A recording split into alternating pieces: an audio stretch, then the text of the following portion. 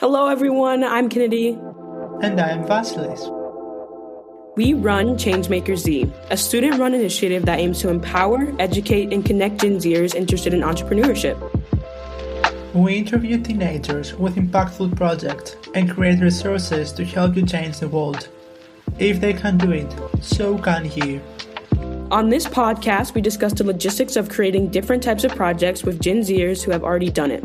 We will leave our social media and website information in the description.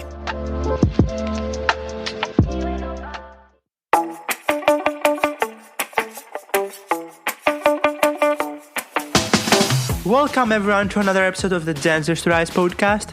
With us in the studio is the founder of The Color of Us, Sonya Colattur. The Color of Us is a multiracial and multicultural advocacy platform and ground post pantry, a non-profit that brings awareness to the limited financial resources of senior citizens by providing them with monthly pet food supplies. In addition to that, Sonya is a former TEDx youth speaker and she has been featured on ABC 15 and CBC National News. Today's episode is all about racial advocacy and the Color of Us non-profit. Sonya, welcome to the show. So nice to meet you. It's nice to meet you too. Thank you so much for having me. Yes, we are so excited to have you.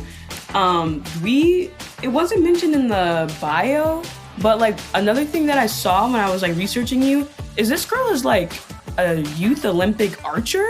Like I don't know. It's kind of, I wanted to ask about that because it's not a typical sport. I feel like when you're asked, is it considered a sport? Right? Yes, it is considered a sport. Yeah. So, yeah, I'm just interested in how you got into it. I'm like, okay, Katniss Everdeen? That is the goal. I actually got into it in an after-school program that my family put me in. In Arizona, archery is a really big sport. So my school in, I believe 8th grade had an informational session and I had to stay late that day anyway. So I decided I would go to it. And after that, I just found a love for the sport.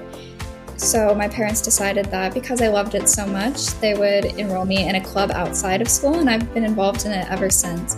Since then, I've become pretty competitive, and I'm currently a nationally ranked archer in barebow cadet archery, and I hope to pursue that in college in the future. Okay, amazing. And that's interesting. It's really big. The viewers don't know, I'm from Minnesota. We're all into hockey and whatnot. So really, I don't think there probably is some archery around, but it's not really big here. So, speaking of Arizona, can you give us like just a little bit of background on your upbringing in Arizona? Like, were you in the suburbs? Like, were you like one of the only POC in your class, like neighborhood type of thing, or how was that? And guys, for anyone who don't know, if you want to explain about your identity too, like, I know you're half Indian. Definitely. So I grew up in the suburbs of Arizona, and during that time, there was very few people growing up who identified as POC, particularly being biracial. My father is from India and my mom is Irish American. So growing up, I never saw people that looked like me or had my same heritage or cultural background. In school, I was one of the few people of color or first-generation children. And growing up, it didn't necessarily bother me too much, but it enabled me to conform to one side of my identity. So for my entire childhood, I identified as monoracial Indian. And when people would ask, I would say, oh, I'm Indian.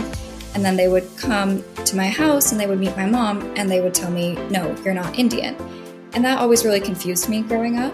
And it's just now that recently, within my last few years of high school, that I've really grown into my multiracial and biracial identity and acknowledged both parts of my heritage. That's a big part of my work with The Color of Us, because I think a lot of people who grow up in my similar situation, where they may be the only POC in their class, or they may be the only biracial person in their friend group that they know, isn't fully comfortable embracing both elements of their heritage. And I really wanted to bring awareness to that. Well, thank you for sharing that. But when you said you kind of identified more like just basically Indian on your father's side, did that cause any type of rift like with your mother at all? Because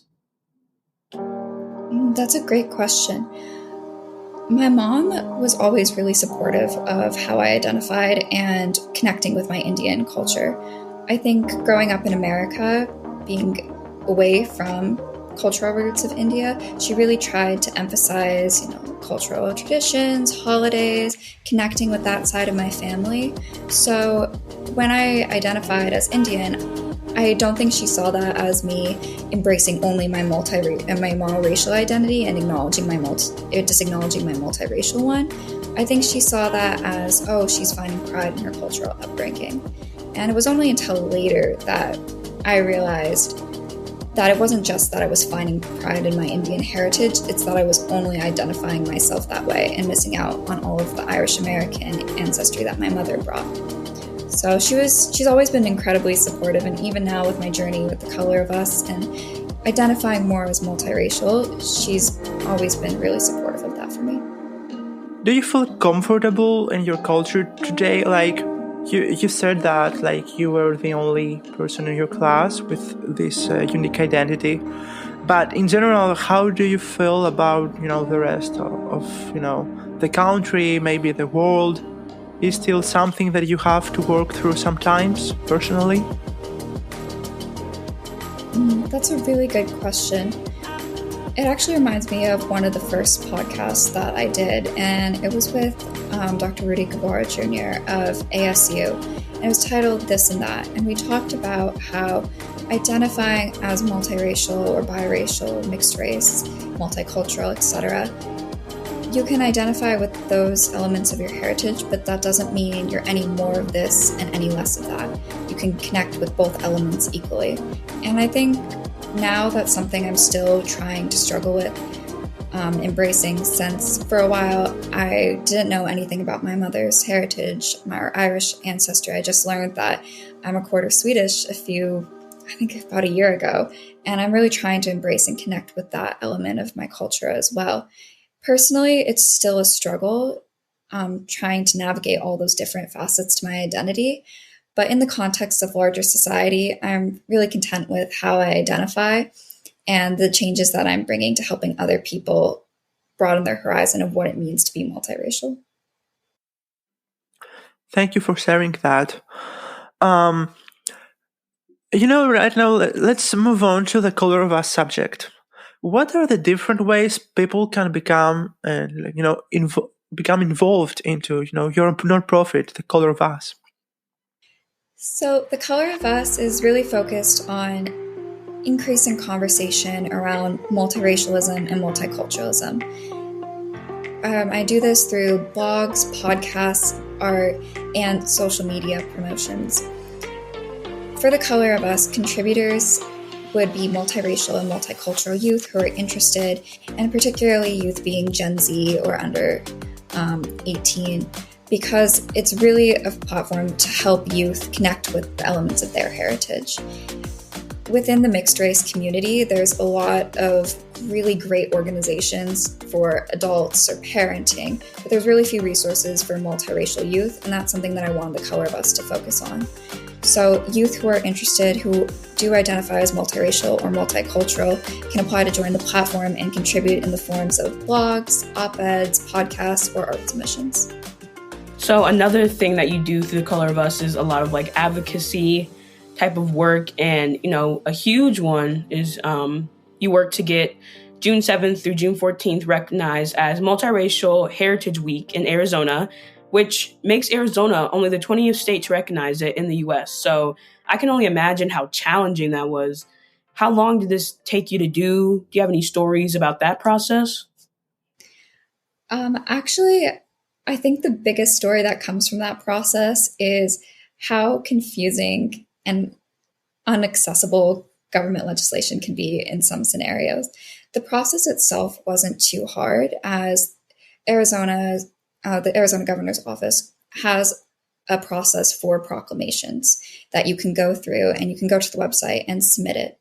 However, that form is really hard to find and locate. And when I first began this journey of thinking that there should be some type of acknowledgement of the multiracial population in Arizona, I had no idea that that was even an option. It was only through a connection with the governor's office and working in regards to in conjunction with members of the office, that I was able to learn that this process does actually exist. When I went to submit the proclamation, however, for proclamations, you need to submit it up to 6 weeks in advance. And by the time I had found the form and that there was actually a process for this, I think I was at 5.5 weeks exactly. So I was really stressed that, oh no, this isn't going to happen because I missed the deadline since I didn't know that this exists.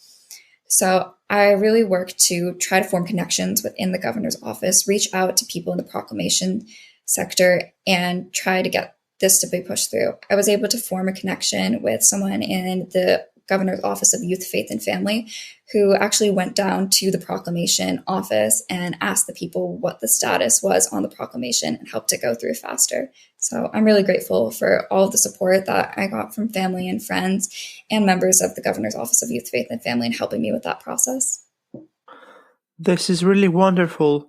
Someone that's not from United States, I would like to know, what do you think that's going on with the other states? Like, I don't know what's the percentage of the multiculturalism in other states of the United States, but like the fact that it's so difficult from the government side and the local governments to proceed with all these procedures that needs to be done.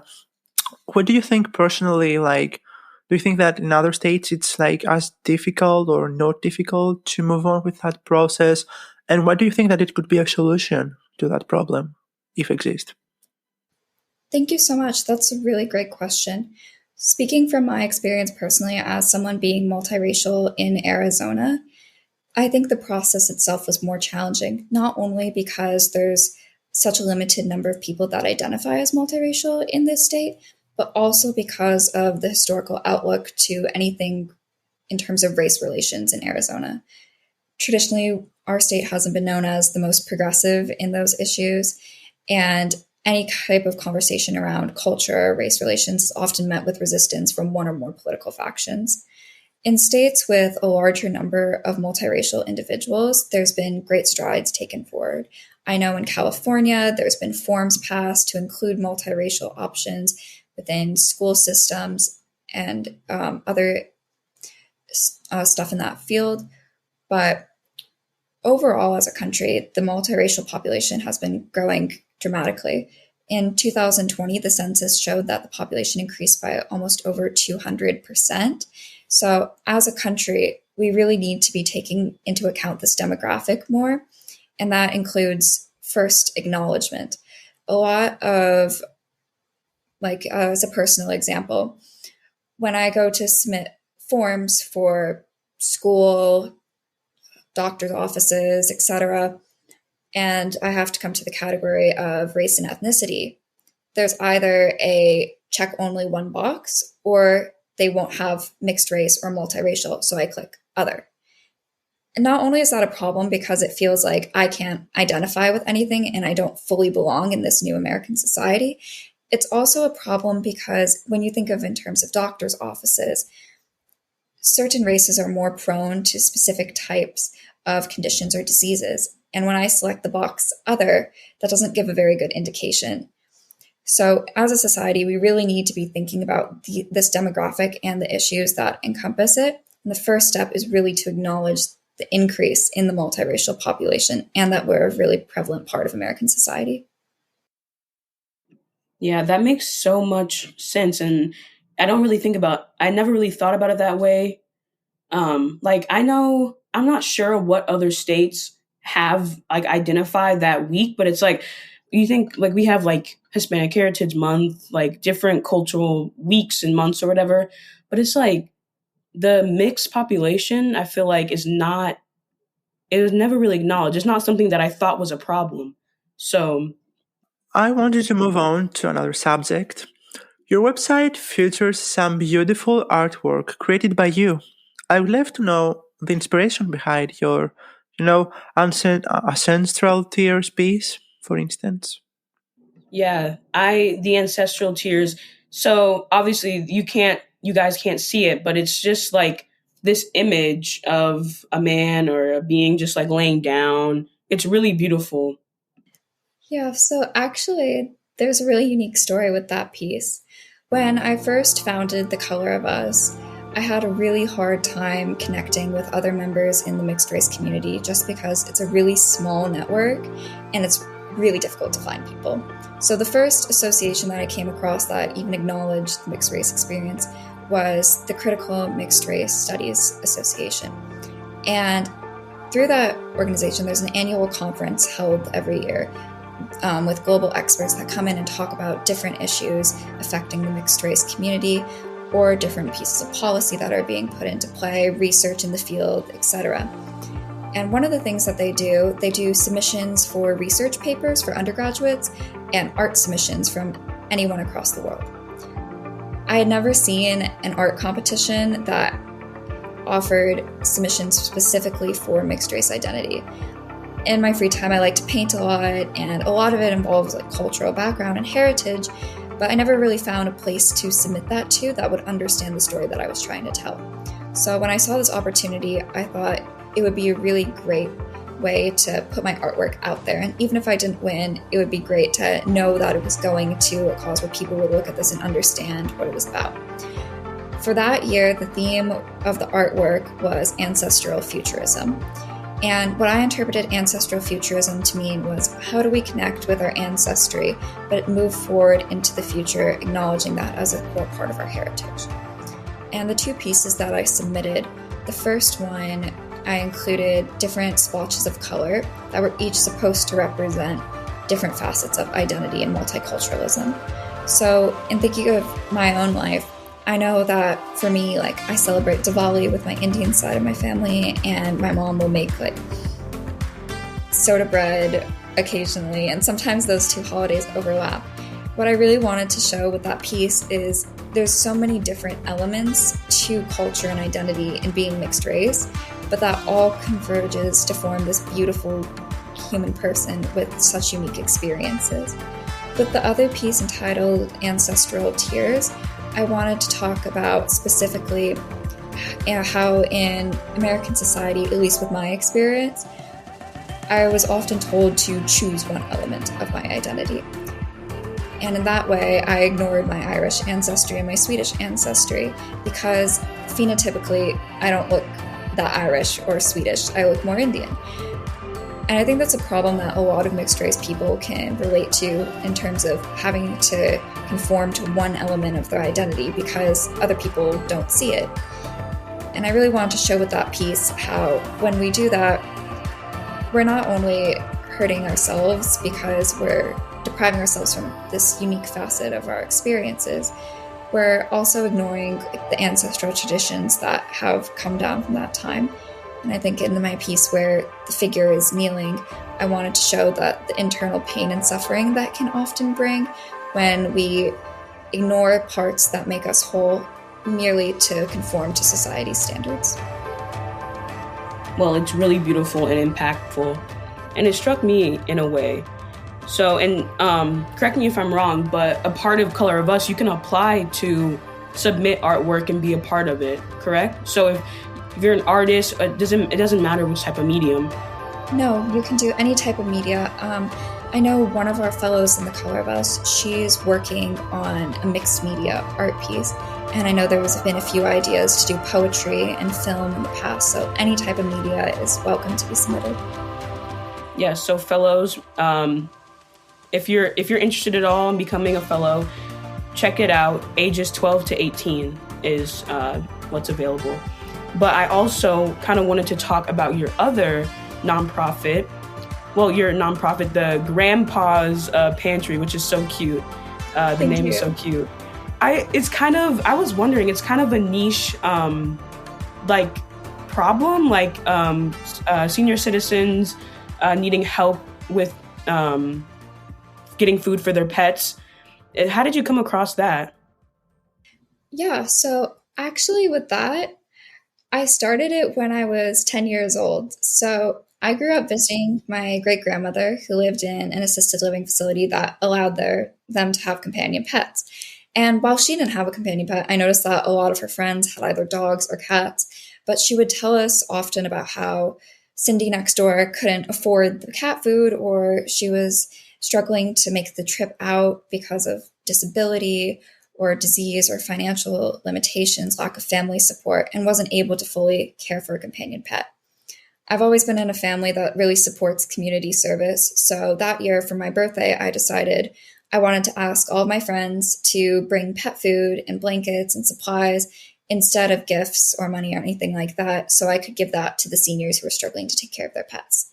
When I did that, I realized it's not just seniors in this specific facility. This is a universal problem. And I really wanted to do something to help. At the time, I had a mom who was very, very involved in the parent-student organization of my middle school. And I went to her and I said, I really want to do something and I want to make it legitimate. And I'd done all this research about how to make a nonprofit, and she had been working on the board of the school to make the school a nonprofit. And I came to her and I said, I want to make this a 501c3 nonprofit. Where do I start? So she was really supportive, guided me in the right direction. And now 6 years later, it's grown to help almost 70 plus seniors in facilities across the valley. The thing that I see that's really impactful with Grandpa's Pantry, because like you said, it's a very niche issue, is that because it's a niche issue, there's no other resources. There's pet food shelters, there's like pet shelters, there's pet food pantries, but nothing specifically addresses the problem of senior citizens not having pet food. And that's such a big issue because senior citizens are in isolation in assisted living facilities. Some don't have family and friends that come and visit, and often with these conditions, they're very prone to loneliness, depression, and anxiety. But having a companion pet really helps that, yet they're unable to afford to have the pet. So I think by having Grandpa's Pantry, especially now where I'm interested in going into law and public policy in my future, I'm really seeing how specific governmental policies can be used to help underserved communities like multiracial individuals or like senior citizens with companion pets, and how that can fill a void where there isn't currently solutions to address these problems. I agree that companion pets are really important, and recently I heard the news saying that in UK people that took take care of their companion pet during COVID. But now with the energy changes, prices, they have to give them up. So, which is really, this makes me feel sad for the whole situation. If we consider that this whole thing was reproduced due to the Ukraine's war, and that it can impact so many people, and in the end can impact not only, physical our lives, which is happening with the energy prices, but also with people's psychology, that they need their companion pets. And now this is my favorite personal question. Do you have any advice for kids who might be struggling to find community and being comfortable in their identity? That's a really great question. I think for my generation, Gen Z youth, my biggest advice would be, if you don't see the community that you can join or are struggling to find yourself fitting in some place, make that community. I know so many people who will struggle with something, see inequality in the world, or just notice a problem and will feel awful about it, but not know what to do with it. Gen Z is an incredible generation, and the youth in our community are so incredibly powerful with so many opportunities to make a difference. So my first advice would be, if you see something and you want to make a change, that is possible, and there are avenues to do that, and you should go for it. My second piece of advice, specifically with struggling in terms of identity, would be to really surround yourself with people who are supportive of your not just identity, but style of life that you want. Far too often, we situate ourselves in communities where people tell us, no, you can't do this, you can only be that. Like in my case, people saying that I'm not really Irish, I'm Indian, and I can't identify with that side of myself. Whatever your situation may be in terms of your identity, make sure that you're placing yourself in a community of supportive people who really care for you and want to help you in that process. That is amazing advice. Thank you so much. And just to go off what you said, there are avenues and there are ways to do it. Especially Gen Z, we have all the opportunity in the world with the internet. As much as, don't even get me started, as much as the internet's a blessing and a curse, it is more than ever we have the opportunity to make connections and meet with people. So, going off of that, the internet is, like you said, there's good and bad, but in terms of finding a community, there are people out there that exist beyond just your little suburban world, in my case in Phoenix, Arizona. With the Color of Us, it's an online international platform, and some of the best ideas and contributions have come from international members of the community. So if you are interested in finding other avenues to explore your identity, really think beyond just where you're located and into the world around you. Well, another fantastic episode has come to an end. Sorry, that's it. Of course, we want to thank Sonya for joining us today and telling us about her organization and experience as a biracial woman. If you want to keep up with Sonya, all of her information will be in the description below. And until next time, don't forget to change the world. Bye.